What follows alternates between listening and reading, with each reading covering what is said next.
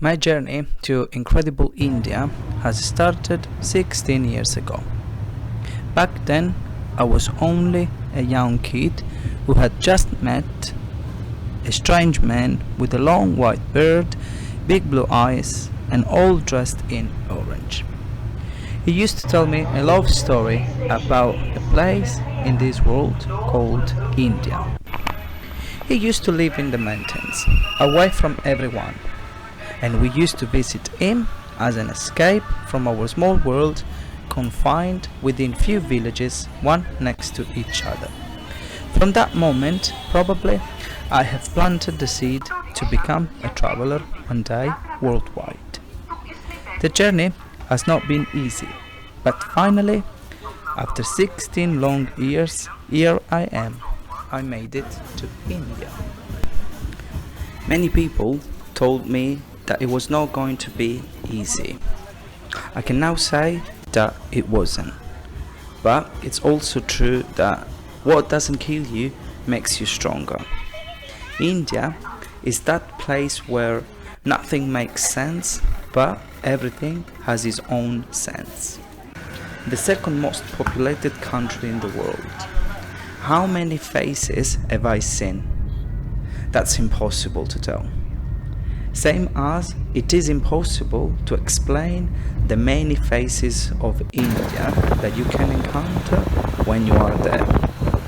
India, the Holy Land. India, the place of cheaters. India, the land of fortress, castle, natural beauties and river. India, the place with so much rubbish in the street, waste. India, the land of rich and wealthy people. India, the place where many have nothing, there is so much misery. Basically, India slaps you in the face. It kind of shows you the best and the worst that the world has to offer, just in one place. It's a constant roller coaster from 0 to 100 in 10 seconds. From someone trying to scam you to someone else inviting you to the fanciest wedding you will ever see in probably 24 hours. You see beautiful places and fortress, and then just around the corner, rubbish, loads and loads of smelly waste. You see cars, scooters, tuk-tuk on the streets, but you also see cows and pigs, dogs and cats, everything. You see so many things in such a short time that your brain cannot process it all in one go. A trip to India is like a big feast. You want to try everything. There is so much food. You eat and eat and eat and eat. But then you need time to digest it.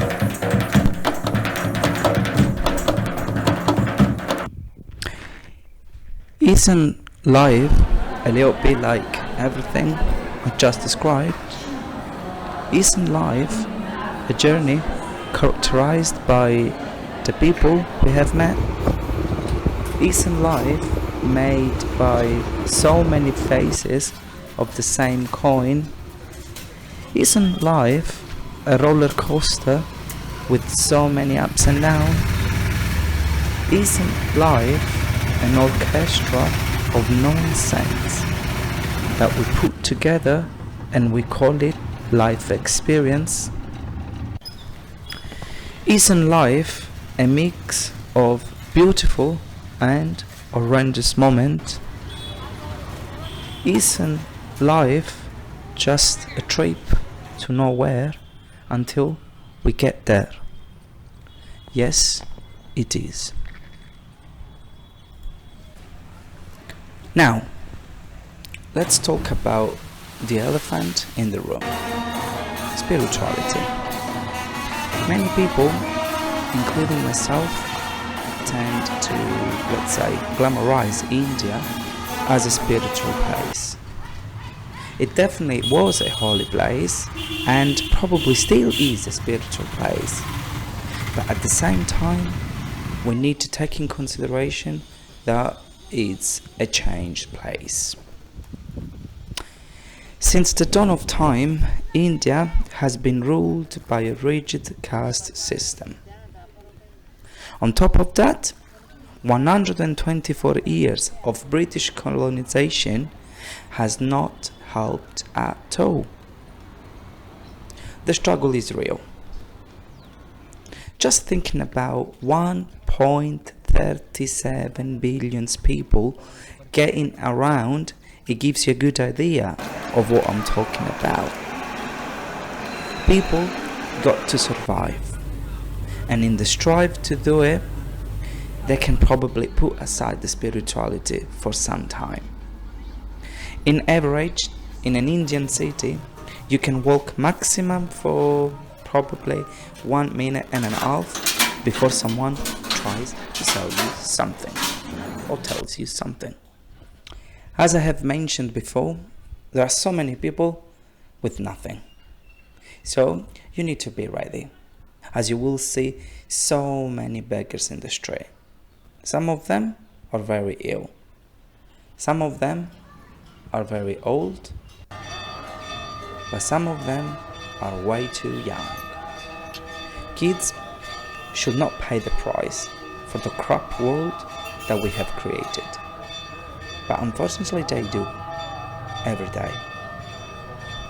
As much you would love to, you can't help all of them.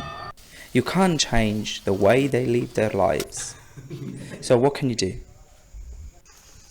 You can observe and absorb. You can chat with people and talk to people with that hope in your heart that you have enriched them as much as they have done to you. Again, life in general, it's all about giving and taking, that balance that will always find us. Now that I am going back in time and I'm watching these images that I am showing and sharing with you, it's time to ask and think. Am I a different person now? Have I changed? Of course I am. Every time you leave and you step outside of your comfort zone, regardless of how far you have gone, of how many continents you have crossed, you will face your limits ultimately. When you push your limits, you grow. Once you're back, you will never be the same. Sometimes we have to go to the darkest corner of our soul, but do not find pleasure whilst floating in the dark. Instead, try to remember that each night brings the promise of a new day, that autumn always turns into spring, and that all will be well because the universe, yes, it knows best. Yes, I am a different person, because in front of a burning dead body in Manikarnika Ghat in Varanasi, after so many years, I had to think again about death. I have been avoiding it for so long, but you can't run away from your feelings. But I didn't think or worry about what's after death. No, I figured out that we need to live life to the fullest. Enjoy and share every moment of it. Because, quoting the movie Into the Wild, happiness is real only when it's shared.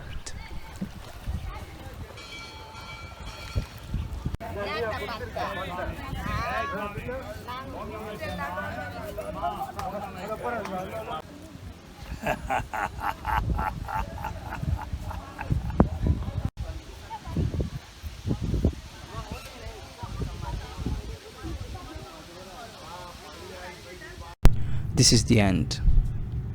Beautiful friend. The end. Self-expression is freedom. Do not let anyone or anything stop you.